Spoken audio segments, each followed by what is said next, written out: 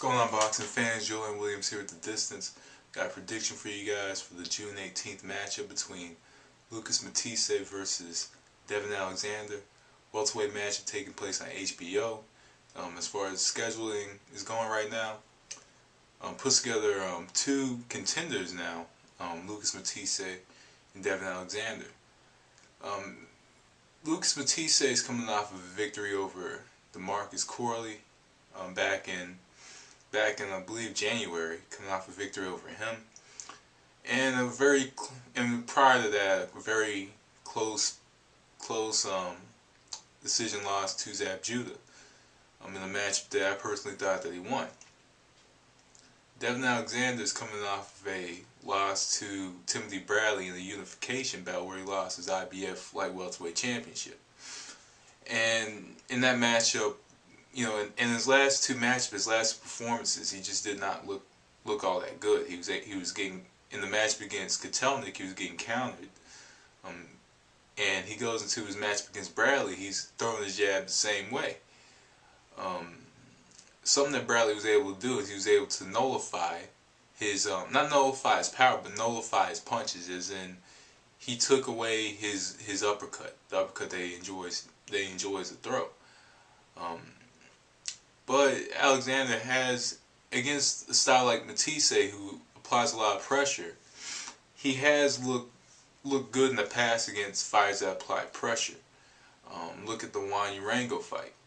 Against Juan Urango, he was able to. That was a match where he landed that uppercut and did what a lot of people saw as the impossible, because Juan Urango has very good chin, and he was able to knock out Urango with that one shot. But Devon Alexander is a decent boxer, though I personally think he needs a new trainer. And that's what we all say, but that's something that we all say with fighters when they lose. But Kevin Cunningham has been a part of his life, for a majority of his life. So majority of his life he's been there for him. Quit his police job and stuff. So I think that Alexander feels that, hey, this is my way of giving back to him. I'm making millions of dollars. I can give him my 10%. And it is what it is. But as I mentioned in the past videos, Devon Alexander's jab is similar to Corey Spink's jab. If you look at Corey Spink's fights, the ones that Don King will allow you to watch, and look at Devon Alexander fights, the ones that are posted here on YouTube, their jabs are very much similar. Devon Alexander should not be throwing that type of jab. He shouldn't. He shouldn't be throwing that type of jab. He shouldn't be throwing that type of jab because he's not a mover. He stands more so in the pocket, and looks for punches from a mid-range than Corey Spinks. Corey Spinks is a fighter that moved. So that's the type of shot that benefited him. That was the type of jab that that benefited him because he moved. But Devon Alexander doesn't have the feet like Corey Spinks. But he's more authoritative with his shots. He's more authoritative, stands in the pocket, and he's willing to trade. In this matchup against Matthysse, Matthysse has shown, he does slow down late in fights. He does slow down. But in this specific matchup, I think the shot that he's going to be looking for is the uppercut. Uppercut is going to be a shot he's going to be looking for. And the uppercut works against fighters that come forward and throw shots. Matthysse does throw a lot of arm shots. He throws a lot of arm shots. He tends to be open coming forward when he's throwing shots.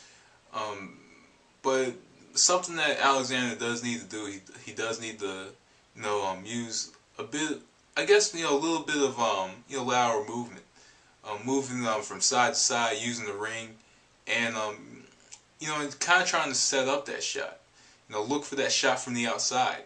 Also, that what Devon Alexander wants to do is he doesn't just want to throw that jab. He wants to throw more than the jab, and he does have quick hand speed.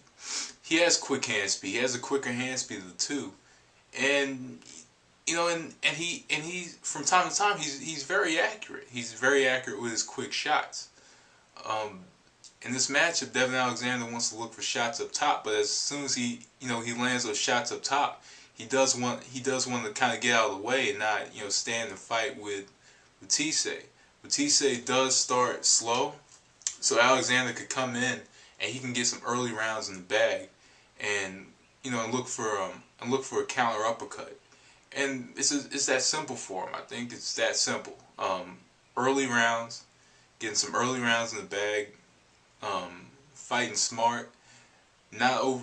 And he does, like I said, he does overextend the jab, but not use the jab too much. Use the jab to set up his shots and look for a counter uppercut, and he should take this matchup. Lucas Matthysse in this matchup. Lucas Matthysse, pretty much jokingly. I could jokingly say he could just come in and lead in with his head. He could lead in with his head, but might give Alexander some nightmares from the first fight.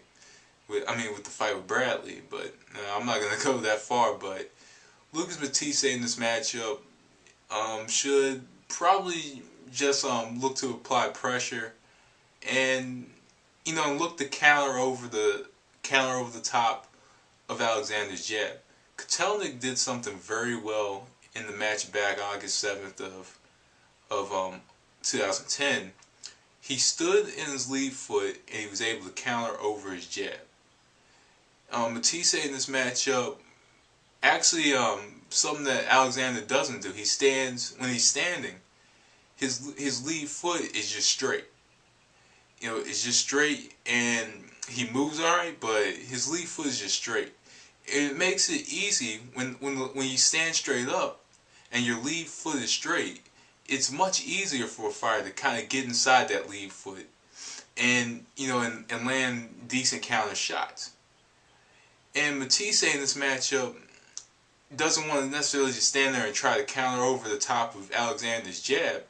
He wants to get inside the lead foot and go to the body, and just continuously go to the body, take away his range, because Devon Alexander doesn't necessarily fight much at a close range, doesn't do a lot of infighting, or does it that well. But in this one, Matthysse just wants to stand in that lead foot and just go to the body, just continuously go to the body, take the range away, put the head to the chest, and just go to the body. But he's gonna have to do it much quicker in this matchup. He can't start slow in this match. He just can't start slow in this matchup. So in this one, there's more tools for Devon Alexander to win this matchup than Matthysse. As I mentioned, Matthysse is a pressure fighter. He has power, and he could be a dangerous fight. And he could make Devon Alexander go back, go back to the drawing board if he loses this matchup. But I'm gonna go with Devon Alexander in this matchup. I just think that Devon Alexander has, I think and the thing with Zab Judah wore down in the matchup. Zab Judah wore down against Corley. Corley's an older fight. He was able to close the gap. He's gonna have trouble closing the gap against the Devon Alexander in the early rounds. Maybe late he won't have as much trouble, but early on in fights he has trouble getting inside, closing the gap. It takes him a while from time to time to figure him out.